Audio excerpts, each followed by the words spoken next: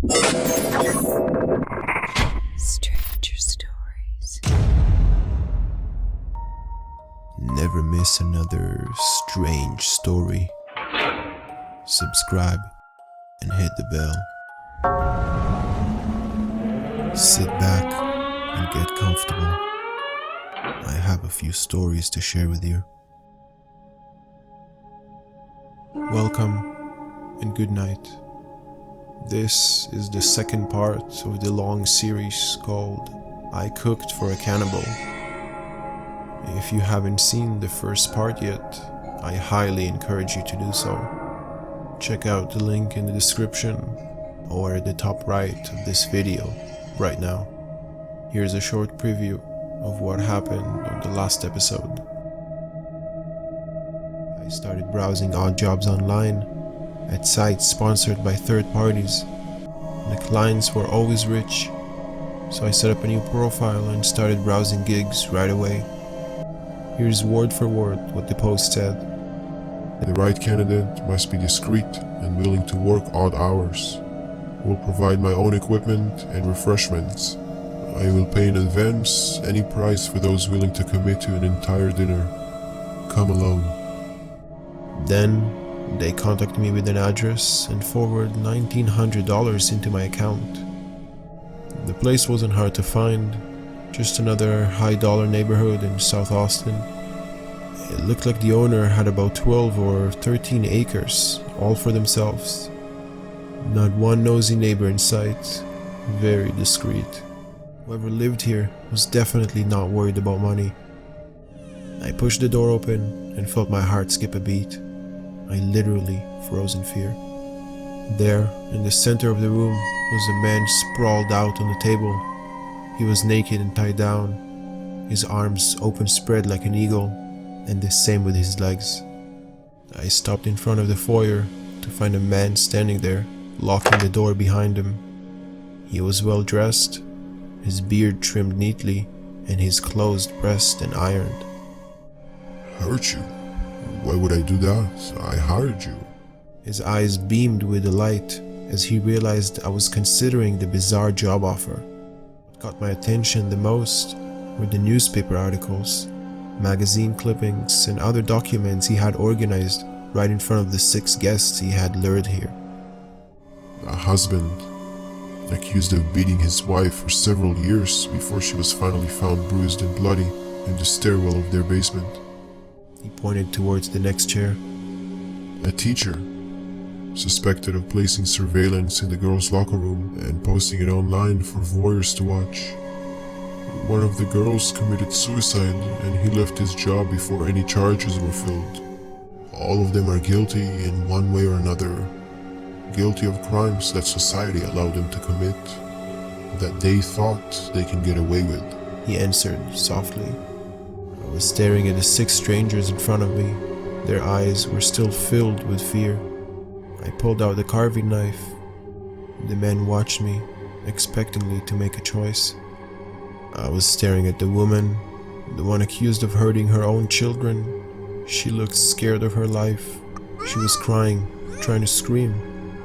I wondered whether her children had done the same when she killed them, and if she had showed them any mercy at all. I placed the knife right next to her hip bone, and I began to cut.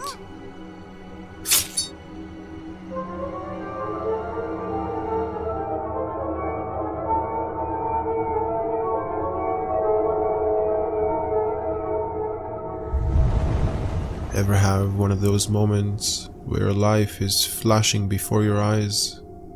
When those moments happen, do you ever ask yourself, what in God's name have I been doing with my life that led me to this point? I had that happen to me last weekend, and let me tell you, it wasn't a pleasant experience. Let me set the scene for you, and maybe then things will start to make sense. I had a kitchen apron on and a carving knife in my hand. The blade was a few inches deep into the torso of a bleeding 40-something man. He had died of hemorrhage just a few moments prior to that, but still, I kept cutting. It was a brutal and violent act to kill this man where he lay, struggling to breathe as I served him up on a platter to another stranger that I hardly knew. But it wasn't until after the 6 individuals that had been brought to the slaughter were all gone that it really started to click what I had just been a part of. This, in no simple terms, was a massacre. My employer was true to his word and let me leave immediately. Well, after I showered twice just to get the stench of death off of me. Then, afterward, he reassured me that cleanup would be his area of expertise.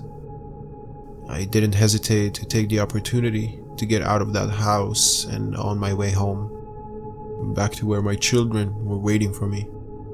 My friend, Angelia, was the one that really made me get a grip on reality.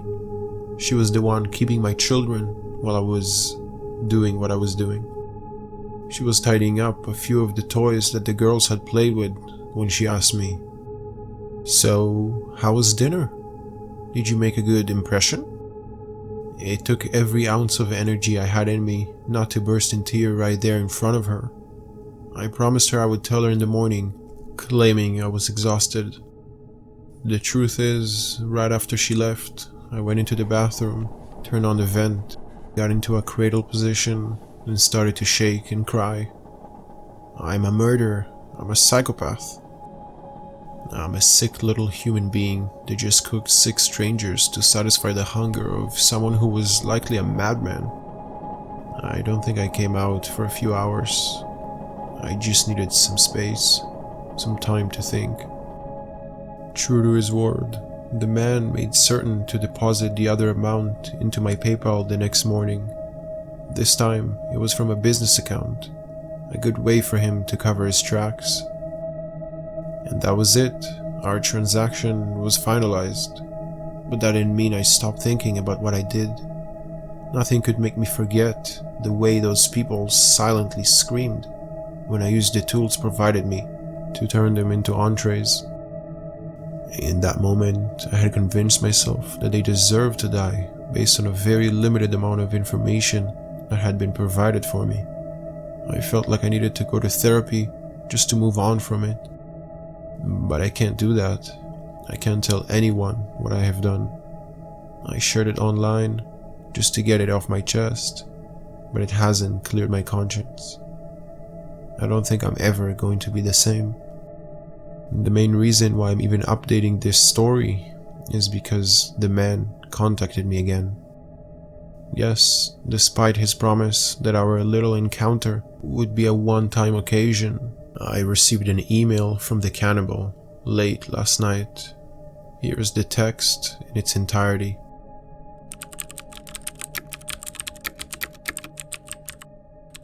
I wanted to thank you again for your understanding and your appreciation for the finer cuisine. The meal you served me was exquisite. I can honestly say it was unlike any experience I've ever had, and it left me wanting more. Provided your schedule allows you, I was hoping perhaps you could join me for a meal tomorrow at the address enclosed. Now I know exactly what some of you may be thinking. Call the police, change your email, leave town. Trust me that I had all of these thoughts and a few more wild ones. But there's the thing. This guy knew my name, he knew what I looked like, and considering the efforts that he had gone through to lure 6 people into his home in South Austin, I didn't doubt it would be possible for him to hunt down one woman with 2 small kids. I feared for myself and for my children, and I didn't even know for sure if he had actually cleaned up the last meal I made for him or not. So I responded in a businesslike fashion, and this time hired a sitter. I didn't want Angelia asking questions as to why I had another job lined up so soon with the same employer. In my spare time, I did a little digging. I figured if I could get a little dirt on this psycho, I would never have to see him again. The first thing I decided to check was his address, since he had never properly given me a name. It wasn't long before I realized I was dealing with someone somewhat of a professional. The place I had gone to, that ritzy manor with all the privacy of a yacht club, it was an Airbnb, rentable for $7,000 a night. And according to the link that I checked, it had been booked for a solid week ending last Sunday. He had planned this. Every step was meant to cover his tracks. Fake email, rental cars, private villas. It seemed like something that would take months to prepare. Which is why this sudden request for another event also surprised me, especially when I checked the address of where he wanted to meet. It was a very public place, an open-air restaurant that I'd actually been to before with my ex-husband a few years back. In other words, this wasn't going to be another slaughterfest, with some sort of an arrangement to be made between us for future services. Just what those arrangements are is probably going to make my skin literally crawl. I said a prayer and went on ahead to the place around 3:30 p.m. I made a resolution that if I was going to get out of this mess, I would need for this psycho to trust me enough to let his guard down. I dress up again, making sure to look presentable, attractive even, although to be honest, I'm not sure what a cannibal might find to be alluring. More skin showing, possibly? That thought alone made me want to cover up more as I stepped into the restaurant and saw him sitting there, a smile on his face. "Cassandra, you made it," he said as he stood up and came to greet me. He was making sure this was a very public display of affection. The place was literally packed with other people. He was counting on the group to help his cover story, I thought to myself as he hugged me. I don't think I've ever felt more uncomfortable in my entire life. A waiter sat us near an overlook, and my client ordered us drinks while I stared towards the afternoon sun. Its mixture of orange and red reminded me a bit of the blood that had seeped out of one of those bodies. If I had an appetite at all before, it was long gone now. The man was admiring me as I stared. It made me even more worried and stressed than anything else. So finally, I sighed and said, "You know, I must admit, you have me at an advantage. You know my name, but I never got yours." He smiled as the waiter poured our wine. "Benjamin, but my friends call me Ben," he responded. I had no doubt that was likely a fake name, but I played along with it anyways. "So, Ben, what sort of work are you in?" I asked as I swirled the olive in the glass with a straw. "This might shock you, but I'm a lawyer. Or was until about a year ago. Lost a big case. Word of mouth ruined my reputation," Ben said as he opened up the menu in front of him. "So, you've been just living off of love since then?" I guessed, to which he laughed and said, "Something like that. I suppose I do have a life of luxury compared to some." "Some?" I replied, as I stopped and stared at him. "Are you talking about me?" Ben smiled in a way that could send shiver up and down your spine. Not friendly or evil, just emotionless, but fake enough that no one around could have guessed it. "Cassandra, it was clear from the moment you responded to my post that you had fallen on hard times. It's nothing to be ashamed of, though. It happens to everyone," he said. "And I suppose you're here to be my fairy godfather," I countered. I was raising my voice a little, but I didn't care. There was no way in hell I was going to let myself work for this man ever again. "I'm here to offer you a job, if that's what you mean. It won't be frequent, of course, but the pay will be substantially larger than it was before. I would even put you on a retainer, so long as you agree to the terms," Ben said. "No, I told you before, I won't do it again," I said firmly. I stood up to leave, and Ben tried to grab me at my hand, like he did the first time we met. There was something he didn't count on when it came to a public place. I grabbed my wine glass and tossed it at his face, causing a few people to turn around to me and gasp in shock. "Get your hands off of me," I shouted loud enough to grab the waiter's attention. Then I left in a hurry while the manager stood in between Ben and I. I got in my car and immediately drove home. I was feeling proud of myself for turning down what likely was a very real job offer. I was even completely calm by the time I reached my neighborhood. Then I pulled up into my driveway and held my breath again as I looked towards the door. A window was broken and the garage was open. I had left my phone at home just in case of an emergency because the sitter didn't have a cell phone. I silently cussed as I parked the car and popped my trunk. A burglar was inside my place. I creeped to the back of my car and grabbed my tire iron from under the spare before creeping towards the rear door and opening it slowly. The house was too silent. Had the sister taken the kids and run for it? I kept the lights off as I creeped into my house and listened to any sound that was being made. The intruder was up the stairs, inside the kids' room. I clenched the tie rod harder in my wrist and bounded up towards it. There were two of them. They stepped out and pointed the gun at me, but I was slightly faster and managed to hit them in the waist with the metal rod. I stepped out of the way and watched them tumble down the stairs. Everything seemed to be moving in slow motion as they hit the back of the pole and the bottom of the steps. The long, upright rod impaling them instantly. Then I heard crying from the second floor office. I went in and turned on the lights, calling out for my twins. They came out of the closet alongside the babysitter, crying softly in my arms as we all hugged. "What happened, Mommy? Did you get the bad man?"